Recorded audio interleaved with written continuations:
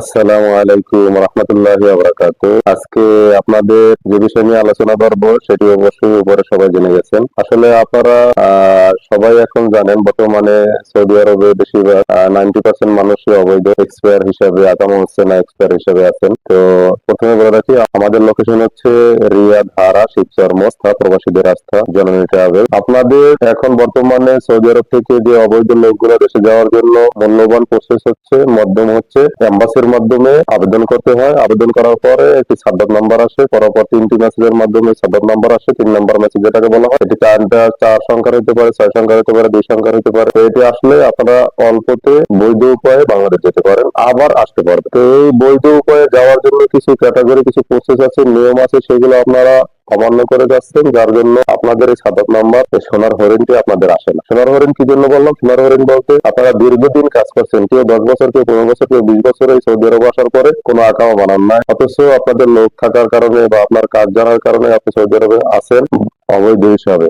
আকামা না বানিয়ে আপনি এখানে কাজ করছেন, ভালো টাকা গেইন করছেন, ভালো টাকা ইনকাম করছেন, অথচ দেশে যাওয়ার জন্য আপনি সেই প্রসেসটা একই তরিকা যেভাবে অবৈধ ছিলেন, যা বৈধ হয়ে যাওয়ার জন্য সেই অবৈধভাবে কাজটা করছেন। আপনি সুন্দর তরিকায় নিয়ম মাফিক কাজটা করেন না, যার জন্য আপনার কাজটা হচ্ছে না, সাদত নাম্বারটি আসছে না। তো আমি অল্পতেই আপনাদের বলবো, সেটি হচ্ছে আপনারা নিয়ম জেনে তারপর কাজটি করেন, ইনশাআল্লাহ আপনাদের 100% কাজটি হয়ে যাবে। সাদত নাম্বার আসার জন্য কিছু ক্যাটাগরি হচ্ছে, 1 নম্বরে আপনি আপনার দালাল, অনেক সময় দালালও জানে না যে আপনার কফিল কোথায়, অ্যাড্রেস কোথায়, মানে তার অ্যাড্রেস কোথায়, আপনার কফিলের অ্যাড্রেস কোথায়, আপনার দালালও অনেক সময় জানে না। আপনি একটি জাওজাতের মাধ্যমে 50 টাকা 40 টাকার মাধ্যমে একটা প্রিন্ট উঠান, প্রিন্ট উঠিয়ে আপনি জানতে পারবেন যে আপনার কফিলের অ্যাড্রেস কোথায়, বা আপনার কফিলের সাথে সম্পর্ক থাকলে আপনি মোবাইল ফোনের মাধ্যমে জানেন, আপনার দালালের যদি তার সাথে যোগাযোগ থাকে সেভাবে জানেন।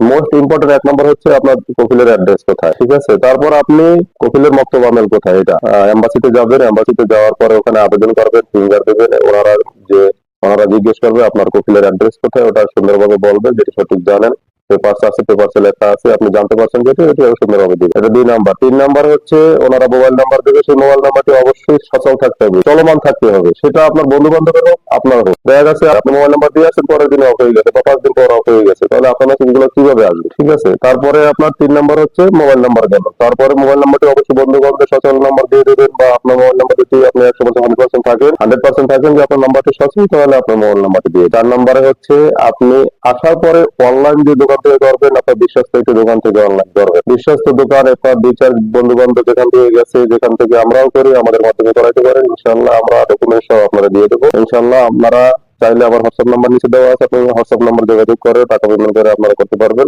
আপনাদের রাস্তায় আমরা এগিয়ে আছি, দীর্ঘদিন যাবত এখানে জরুরি ট্রাভেলস এখানে 17 বছর সার্ভিস দিয়ে যাচ্ছে আপনার এখানে বিশ্বস্ততার সাথে যে কোনো কাজ, মক্তব খেদমতের কাজ এবং যাতায়াতের কাজ, আপনার টিকিট, কার্গো, এক্সিট, পাসপোর্ট মালুমাত, অনলাইনের যাবতীয় কাজ আপনারা এখানে করতে পারেন। আমাদের হোয়াটসঅ্যাপ নাম্বার নিচে দেওয়া থাকবে, অবশ্যই যোগাযোগ করবেন আমার সাথে। তো আপনাদের অনলাইনটা করার পরে আপনাদের সাথে সাথে একটা মেসেজ আসবে, তারপরে ধীরে ধীরে আপনার 3টা মেসেজ আসবে। এটা 10 দিনের মধ্যে এসে যায়, কারো কারো 1 মাসের মধ্যেও আসে, 1.5 মাসের মধ্যেও আসে। তো আপনারা 1 থেকে 1.5 মাস ওয়েট করবেন।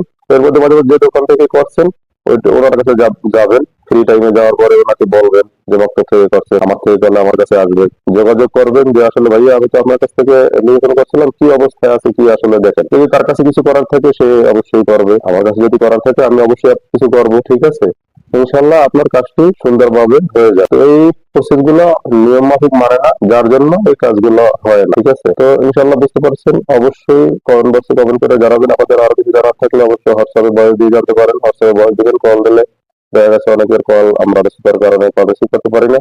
অবশ্যই ভয়েস দিয়ে দিবেন, আমি যখন অবসর টাইমে থাকবো তাদের ভয়েস দেওয়ার চেষ্টা করবো ইনশাআল্লাহ। আসসালামু আলাইকুম ওয়া রাহমাতুল্লাহি ওয়া বারাকাতুহু। সবাই সুস্থ থাকবেন, ভালো থাকবেন।